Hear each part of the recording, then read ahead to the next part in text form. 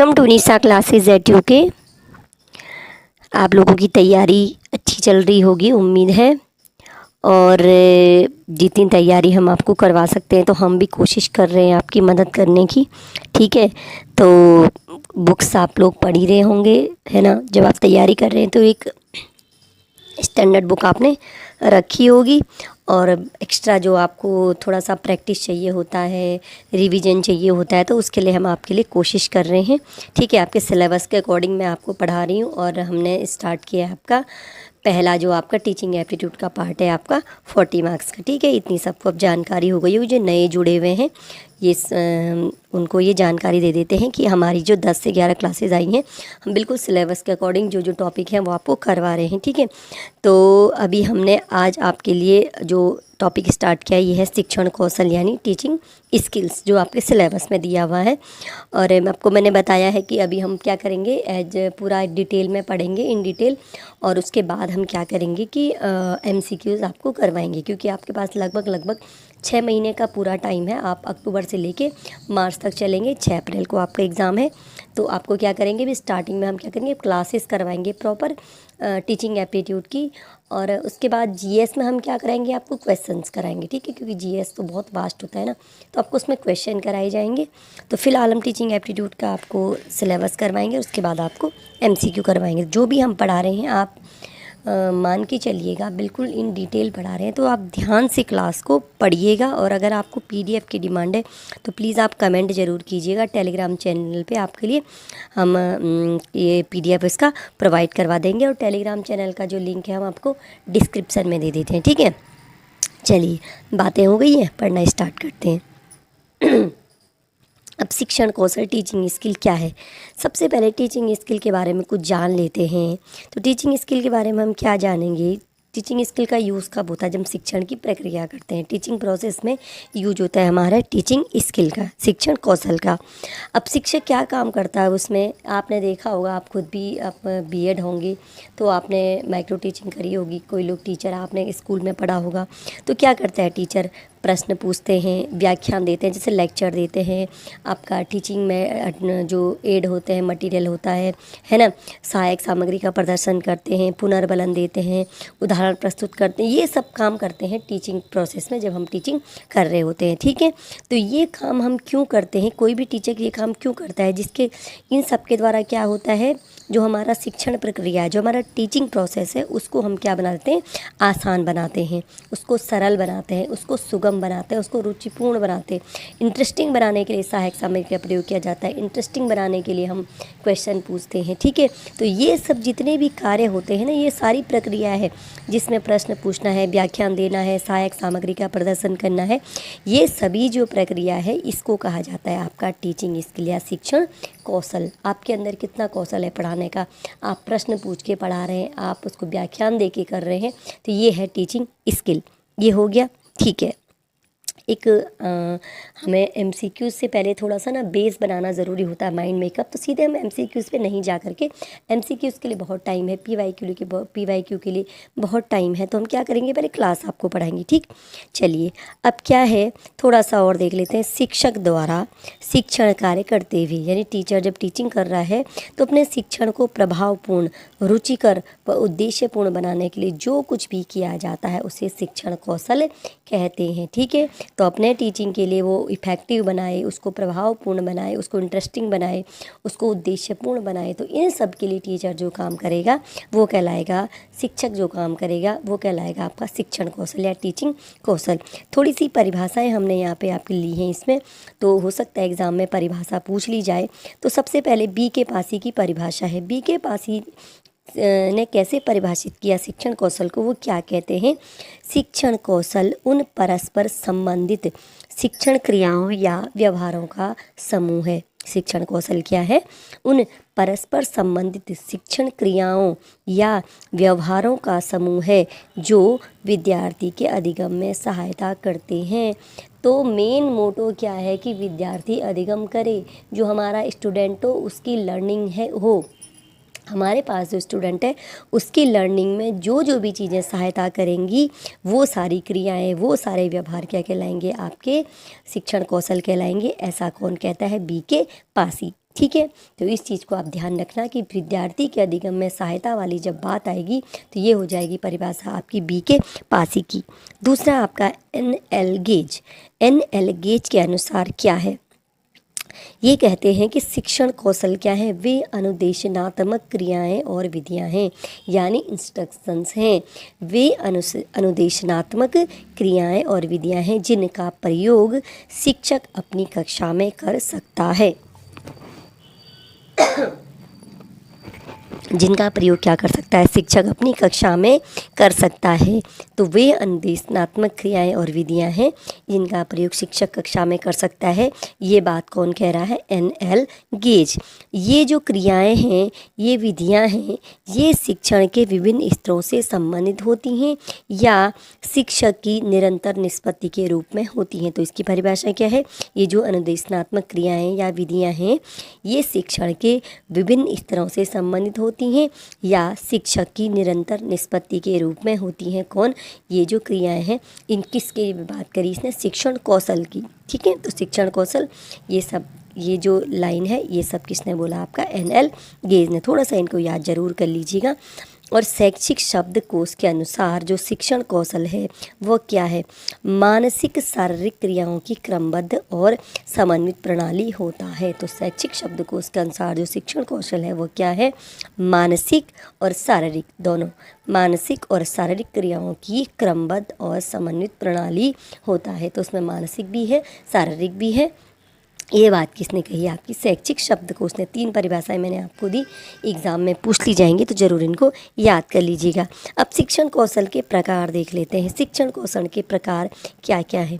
सबसे पहला, यहाँ पे बहुत सारे लोगों ने बहुत सारे प्रकार बताए हैं, तो जो मेन कौशल है वो मैं आपको एग्ज़ाम में जो पूछ लिए जाते हैं वो मैं आपको यहाँ पर एक्सप्लेन कर देती हूँ। एक है प्रस्तावना कौशल, इंट्रोड्यूसिंग स्किल। जब आपने टीचिंग की होगी, आप लेसन प्लान बनाते हैं तो वहाँ पर हम क्या करते हैं? लेसन प्लान बनाते वक्त इन कौशलों का प्रयोग करते हैं ना। तो प्रस्तावना कौशल, इंट्रोड्यूसिंग स्किल, इसमें क्या है? किसी भी टॉपिक को, कोई टॉपिक हम स्टार्ट कर रहे हैं, कोई शीर्षक, कोई भी नया टॉपिक स्टार्ट करते हैं तो उससे पहले हमें क्या करना चाहिए? हमें करना चाहिए प्रस्तावना बनाना चाहिए। हमें सबसे पहले इंट्रोडक्शन बनाना चाहिए। ठीक है, और इंट्रोडक्शन हमारा कैसा होना चाहिए? जो पूर्व ज्ञान से जुड़ा हुआ हो, ऐसा हम इंट्रोडक्शन बनाएं, ऐसा प्रस्तावना बनाएं जिससे बच्चे क्या करें? उस टॉपिक को अपने पूर्व ज्ञान से जोड़ सके। तो इसका अनुभव आप सभी को होगा कि जब हम लेसन प्लान बनाते हैं तो हम क्या करते हैं? प्रस्तावना में कुछ प्रश्न डालते हैं जो बच्चे को क्या करते हैं? उनके पूर्व ज्ञान से जोड़ते हैं। दूसरा, हम प्रस्तावना कौशल में क्या करेंगे? अब प्रस्तावना कौशल में हम किसी टॉपिक को किसी कहानी के माध्यम से खोजपूर्ण, अब एक कहानी सुना देते हैं। आपने ये सारे अनुभव हमने किए हुए हैं जब हम लेसन प्लान बनाते हैं। ठीक है, तो किसी कहानी के माध्यम से हम कोई खोजपूर्ण प्रश्न पूछकर, किसी दृश्य श्रव्य सामग्री का प्रयोग करके या कोई चित्र आदि दिखा करके हम क्या कर सकते हैं? प्रस्तावना कौशल में प्रयोग कर सकते हैं। तो यहाँ पे 4-5 चीज़ें हमने देखी कि प्रस्तावना कौशल में हम क्या करेंगे? कहानी कहेंगे, खोजपूर्ण प्रश्न उत्तर, तो खोजपूर्ण प्रश्न पूछ सकते हैं, दृश्य श्रव्य सामग्री का प्रयोग कर सकते हैं या कोई चित्र दिखा सकते हैं। ये हमारे किससे संबंधित है? आपके प्रस्तावना कौशल से। जब हम टॉपिक को स्टार्ट करते हैं उस समय क्या होता है? प्रस्तावना कौशल का प्रयोग होता है। ठीक है, चलिए आगे बढ़ते हैं। कक्ष प्रबंधन कौशल, क्लास मैनेजमेंट स्किल। कक्ष प्रबंधन में क्या क्या चीज़ें आएंगी? कक्ष में छात्रों के बैठने के तरीके से लेकर के कक्षा में छात्रों का अनुशासन और छात्रों की शिक्षण प्रक्रिया में रुचि बनी रहे, इन सब का प्रबंधन करना कक्ष प्रबंधन के कौशल के अंतर्गत आता है। तो कक्ष प्रबंधन कौशल में क्या क्या आएगा? छात्रों के बैठने का तरीका, छात्रों का कक्षा में अनुशासन और शिक्षण प्रक्रिया में उनकी रुचि बनी रहे, वो बोर न हो, तो इन सब का जो मैनेजमेंट करना है वो सब कहलाएगा हमारा कक्ष प्रबंधन कौशल। एग्ज़ाम में ऐसे ही पूछ लिया जाता है कि इनमें से कौन किसके अंतर्गत नहीं आता है, कौन प्रस्तावना कौशल के अंतर्गत नहीं आता है। अब मोस्टली निगेटिव क्वेश्चन ज़्यादा पूछे जाते हैं, इसलिए आप सारी चीज़ों को याद कर लीजिए क्योंकि एक छांटने के लिए आता है। ठीक है, कि कौन सा गलत है, बिल्कुल 3 उसमें राइट होते हैं या 3 गलत होते हैं, एक सही होता है। इस प्रकार से छंटनी आती है, तो आप थोड़ा डिटेल स्टडी ज़रूर कीजिए। ठीक है, चलिए अब है श्यामपट्ट कौशल ब्लैक बोर्ड स्किल। शिक्षण प्रक्रिया के दौरान श्यामपट्ट का सही तरीके से प्रयोग करना, ब्लैक बोर्ड का सही तरीके से प्रयोग करना हमारा ब्लैक बोर्ड स्किल या श्यामपट्ट कौशल के अंतर्गत आता है। और जो हमारा ब्लैक बोर्ड कौशल है ये यूज होगा छोटी कक्षा के लिए। श्यामपट्ट कौशल अति आवश्यक होता है। जैसे श्यामपट्ट पर, अब इसमें क्या क्या चीज़ें आएंगी, श्यामपट्ट पर जो भी लिखना हो वो स्वच्छ, स्पष्ट और सीधी लाइन में लिखना चाहिए। श्यामपट्ट पर हम जो भी लिखेंगे वो स्वच्छ हो, स्पष्ट हो और सीधी लाइन में लिखा जाए। दूसरा, हम अक्षर जो बना रहे हैं उनका आकार कक्षा के अनुरूप हो। कक्षा बड़ी है, कक्षा छोटी है, अक्षरों का आकार हमें उसी के अनुरूप रखना होता है। तीसरी बात, अगर हम चित्र बना रहे हैं, कोई पिक्चर बना रहे हैं, कोई डायग्राम बना रहे हैं, कोई फिगर बना रहे हैं, तो उसके लिए हम क्या करेंगे, अलग अलग रंग के चौक का प्रयोग करना चाहिए। श्यामपट्ट पर लिखते समय सीधी रेखा में लिखना चाहिए। तो आप जब टीचिंग हमने की होगी, माइक्रो टीचिंग वगैरह या लेसन जब हमने फील्ड टीचिंग की होगी, तो इस चीज़ का ध्यान रखते हैं कि क्या होना चाहिए, हमेशा सीधी रेखा में। और लास्ट, श्यामपट्ट कार्य करते समय विषय के अनुसार सचित्र वर्णन करना चाहिए। तो जब भी हम ब्लैक बोर्ड का काम करें तो जो विषय हम पढ़ा रहे हैं, जो सब्जेक्ट हमारा है, उन्हीं से अनुसार हम क्या करना चाहिए, चित्र के साथ हमें वर्णन करना चाहिए। तो ये जो 4-5 है ये हमारी टीचिंग ब्लैक बोर्ड स्किल के अंतर्गत आ जाती हैं। ठीक है, चलिए अब है उद्दीपन परिवर्तन कौशल। अब उद्दीपन परिवर्तन कौशल में क्या क्या है, छात्रों का ध्यान टॉपिक में बना रहे, हम जो टॉपिक पढ़ा रहे हैं छात्रों का ध्यान उस टॉपिक में बना रहे, इसके लिए क्या करना है, अध्यापक को अपने शरीर का संचालन यानी अपने बॉडी का जो मूवमेंट है, अपना जेस्चर पोस्चर है, अपने हाव भाव में परिवर्तन है, हाथों का संकेत, आपके स्वर में उतार चढ़ाव, छात्र शिक्षक की अंतःक्रिया में परिवर्तन, ये सब क्या करना चाहिए टॉपिक के अनुसार। अब हम आपको पढ़ा रहे हैं ज्योग्राफी, हम बिल्कुल सुस्त होकर बैठे हुए हैं, हम ज्योग्राफी पढ़ा रहे हैं, हम आपको पढ़ा रहे हैं मैथ्स, हम बिल्कुल हाव भाव कुछ नहीं कर रहे हैं, हम आपको पढ़ा रहे हैं साइंस।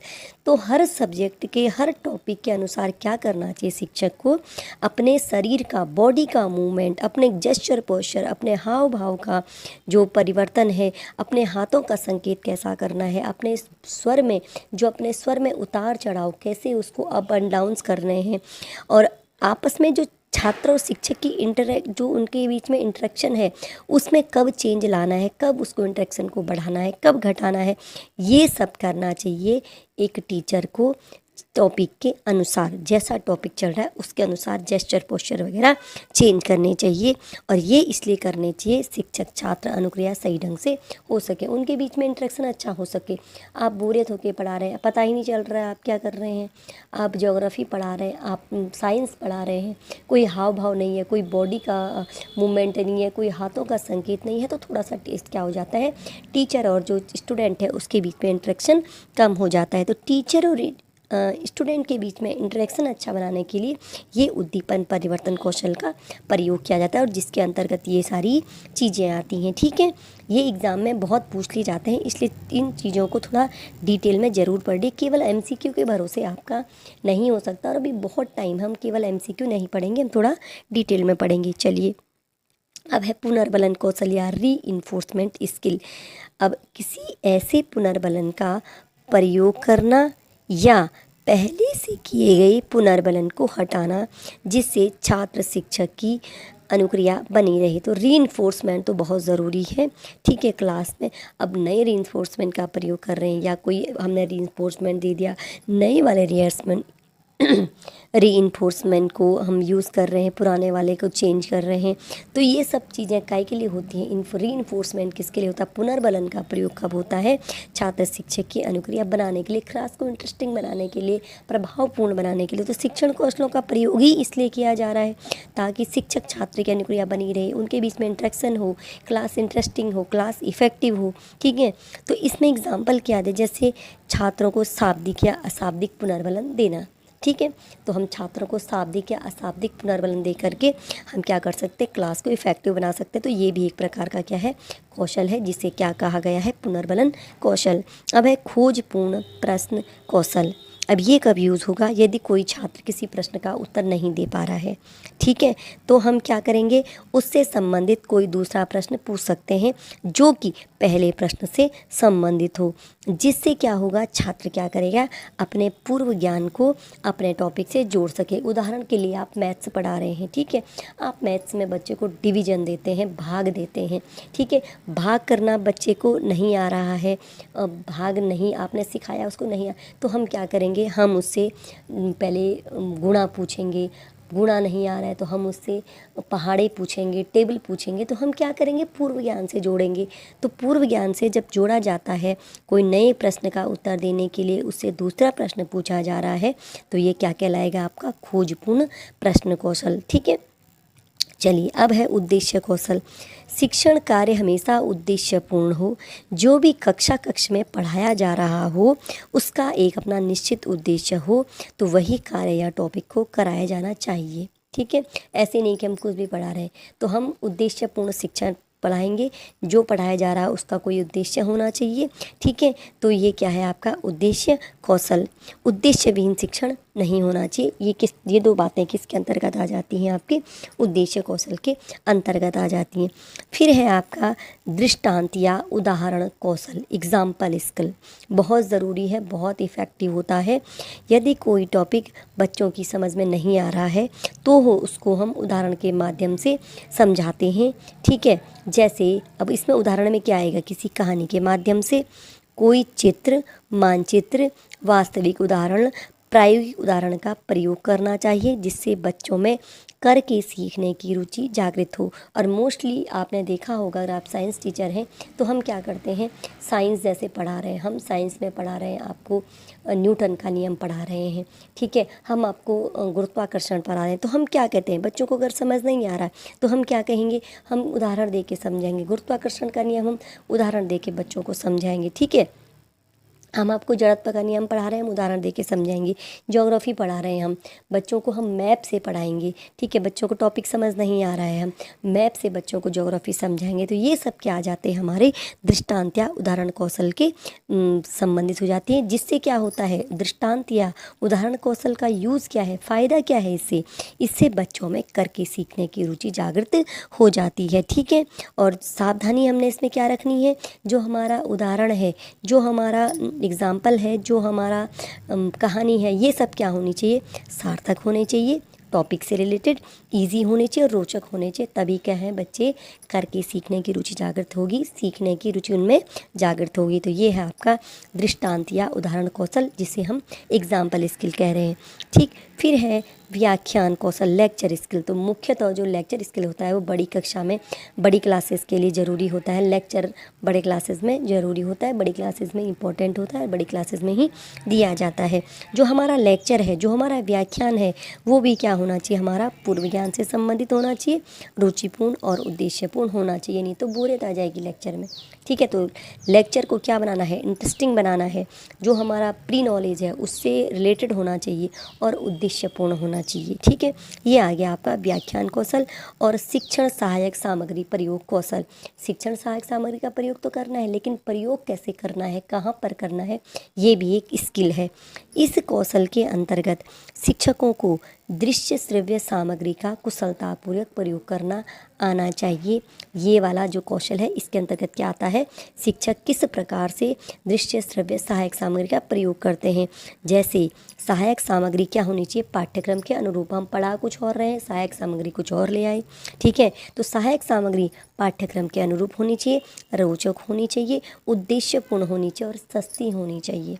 ठीक है, ये होनी चाहिए हमारे पास सहायक सामग्री, कोई महंगी नहीं होनी चाहिए, बच्चों के रुचि की जो रोचक होनी चाहिए और उद्देश्यपूर्ण होनी चाहिए। ठीक है, जैसे आप चार्ट लगाते हैं, चार्ट सस्ता आता है, चार्ट सार्थक जो हमारे करिकुलम के अकॉर्डिंग हम उसमें ऐड कर सकते हैं, इंटरेस्टिंग बना सकते हैं कलर वगैरह से, डायग्राम वगैरह से। तो इस प्रकार हम शिक्षण सहायक सामग्री का प्रयोग करने का कौशल विकसित कर सकते। तो हमने आपको 10 शिक्षण कौशल बताए, सबकी डिटेल बताई, तो इनको ज़रूर याद कर लीजिएगा एग्ज़ाम में। इससे जो संबंधित क्वेश्चन होते हैं ना वो डिटेल ही पूछे जाते हैं। इस प्रकार जो शिक्षण कौशल है, शिक्षण प्रक्रिया में शिक्षक के द्वारा किए जाने वाले उन सभी कामों को कहते हैं जिससे शिक्षण सरल, सुगम और रुचिपूर्ण बना रहता है। लास्ट में हमने आपके लिए मेंशन कर दिया कि हमने जो शिक्षण कौशल पढ़े, ये जिनके प्रकार पढ़े, तो शिक्षण कौशल क्या है? शिक्षण प्रक्रिया में शिक्षक के द्वारा जितने भी काम किए जाते हैं जिनसे क्या होगा, शिक्षण सरल, सुगम और रुचिपूर्ण होगा, तो वो आएंगे आपके शिक्षण कौशल के अंतर्गत। थोड़ा आगे बढ़ते हैं इसमें। अब थोड़ा शिक्षण कौशल क्या काम करता है हमारे, क्यों यूज़फुल है, थोड़ा सा हम ये भी देख लेते हैं। शिक्षण कौशल शिक्षकों को छात्रों के विकास में मदद करने में मदद करते हैं। सॉरी, ये थोड़ा टाइपिंग गड़बड़ हो गई। शिक्षकों को छात्रों के विकास में मदद करते हैं। ठीक है, छात्रों के विकास किस प्रकार हो, तो इसके लिए शिक्षण कौशल का प्रयोग करते हैं। शिक्षकों को विद्यार्थियों के साथ संबंध बनाने में मदद करते हैं। टीचर और स्टूडेंट के बीच में अनुक्रिया हो, इंटरेक्शन हो, रिलेशन अच्छे बने, इसके लिए भी मदद करते हैं शिक्षण कौशल। शिक्षण कौशल शिक्षकों को आत्मविश्वास से कक्षा वातावरण नेविगेट करने में मदद करते हैं। कक्षा का वातावरण बिल्कुल कक्षा के वातावरण के अनुकूल बनाने में मदद करते हैं। शिक्षकों का आत्मविश्वास कक्षा के वातावरण के हिसाब हो, इसके लिए क्या होता है, शिक्षण कौशल मदद करते हैं। शिक्षकों को अलग अलग क्षमताओं वाले छात्रों को सीखने में मदद करते हैं। ठीक है, तो ये जो थोड़ा सा टाइपिंग है ये गड़बड़ हो गई है। ठीक है, हमने थोड़ा पेस्ट करके किया है। तो शिक्षकों को जो अलग अलग क्षमताओं वाले छात्र हैं उनको सीखने में मदद करते हैं। शिक्षण कौशल शिक्षकों को प्रभावी मार्गदर्शन देने में मदद करते हैं। शिक्षकों को कक्षा में अनुशासन बनाए रखने में मदद करते हैं। कक्षा में संगठन बनाए रखने में मदद करते हैं। रचनात्मकता लाने में मदद करते हैं। कक्षा में जुड़ाव बनाए रखने में मदद करते हैं और बोरियत रोकने में मदद करते हैं। जितने भी हमने आपको शिक्षण कौशल बताए तो उन सभी के अंतर्गत ये चीज़ें आती हैं कि अनुशासन बनाए रखेंगे क्लास में, कक्षा में संगठन बनाए रखेंगे, रचनात्मकता बनाए रखेगा शिक्षण कौशल, कक्षा में जुड़ाव, बच्चे क्लास से जुड़े रहें, बच्चे भटके न क्लास से, तो ये मदद करेगा। और कक्षा में जो बोरियत हटाना है, जो रुचिपूर्ण बनाना है, तो ये सब काम कौन करेगा, आपका शिक्षण कौशल। ये थोड़ा आपको टॉपिक से जुड़े रहने के लिए चीज़ें बता रही हूँ ताकि आपको चीज़ें बहुत अच्छे से समझ में आए। इसलिए हम आपको क्या करते हैं, एक ही टॉपिक पे बहुत सारी चीज़ें आपको अवेलेबल करवाते हैं। अब इस शिक्षण कौशल कुछ उदाहरण तो आपने पढ़ ली, प्रश्न पूछना, व्याख्यान देना, सहायक सामग्री का प्रदर्शन देना, पुनर्बलन देना, उदाहरण प्रस्तुत करना, ये मैं आपको करवा चुकी हूँ। अब शिक्षण कौशल से संबंधित कुछ व्यक्ति और उनके योगदान है पूछ लिया जाता है। ठीक है, अब ये तो हमने पढ़ लिया कि शिक्षण कौशल बी.के. पासी तो पहला नाम है। तो बी.के. पासी ने क्या बोला शिक्षण कौशल के लिए, यह उन सब परस्पर जुड़े हुए शिक्षण व्यवहारों का समूह है जो छात्रों को सीखने में मदद करते हैं। और उन्होंने अपनी किताब बिकमिंग बेटर टीचर में शिक्षण कौशल की सूची दी है। तो ये क्या है आपका बिकमिंग बेटर टीचर, ये इंग्लिश में है, हिंदी में लिख दिया गया है। बिकमिंग बेटर टीचर पुस्तक किसकी है, बी.के. पासी की, और उसी में उन्होंने शिक्षण कौशलों की सूची दी है। डॉक्टर जंगीरा ने साल 1979 में 1979 में 20 शिक्षण कौशल दिए थे।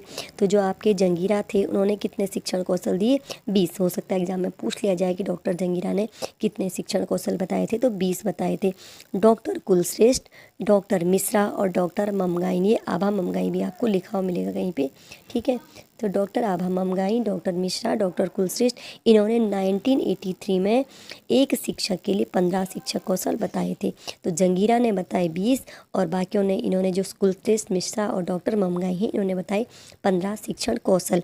और एक आपका आता है ड्वाइट डब्ल्यू एलन, यानी आपका ये लिखा होगा कहीं पे D.W. एलन। तो D.W. एलन या ड्वाइट डब्ल्यू एलन ने साल 1961 में यानी 1961 में स्टैनफोर्ड यूनिवर्सिटी में सूक्ष्म शिक्षण की शुरुआत की। तो माइक्रो टीचिंग की शुरुआत कौन करता है, आपका D.W. एलन। याद रख लीजिएगा, माइक्रो टीचिंग या सूक्ष्म शिक्षण की शुरुआत किसने की, D.W. एलन ने। कहाँ पे की, आपकी स्टैनफोर्ड यूनिवर्सिटी में। और आपका जो ये सूक्ष्म शिक्षण है, ये क्या है, सूक्ष्म शिक्षण एक प्रशिक्षण प्रक्रिया है, एक आपको जो ट्रेनिंग दी जाती है ना, ट्रेनिंग का एक प्रोसेस है जिसका मकसद क्या है, नियमित शिक्षण प्रक्रिया की जटिलताओं को कम करना है। आपका कितने का होता है, 10 मिनट का होता है शायद माइक्रो टीचिंग। तो उतने कम समय में हमें क्या करना है, नियमित शिक्षण प्रक्रिया की जटिलताओं को कम करना है। ये ट्रेनिंग का एक प्रोसेस होता है, ठीक है। ये बताया था आपके DW एलन या ड्वाइट डब्ल्यू एलन ने। और एक और नाम है कैथ एचिसन। कैथ एचिसन ने 1961 में इन्होंने भी स्टैनफोर्ड यूनिवर्सिटी में सूक्ष्म शिक्षण का इस्तेमाल किया था।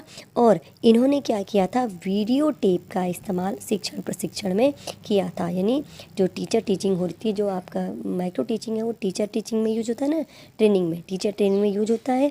तो इन्होंने वीडियो टेप का इस्तेमाल किया था। किसने किया था, कैथ एचिसन ने, ठीक है। तो आज मैंने आपको जो आपका शिक्षण कौशल है इससे संबंधित जितनी जानकारी हो सकती थी अवेलेबल करवाने की कोशिश की है। और मैंने आपको बताया है कि हम आपको जब MCQ करवाएंगे तो उसमें बाकी जितनी भी छोटी भी चीज़ें हैं, क्वेश्चन कैसे पूछे जाते हैं, PYQs हैं, अलग अलग स्टेट के आपके एग्ज़ाम होंगे, तो वहाँ से हम आपके लिए कंबाइन करके MCQs बनवाएंगे। तो बाकी चीज़ें हम वहाँ से कलेक्ट कर लेंगे। फ़िलहाल ये पढ़िए, और PDF चाहिए तो हमें ज़रूर कमेंट कीजिए, हम आपको टेलीग्राम चैनल पे अवेलेबल करवा देंगे। मिलते हैं आपसे नेक्स्ट क्लास में।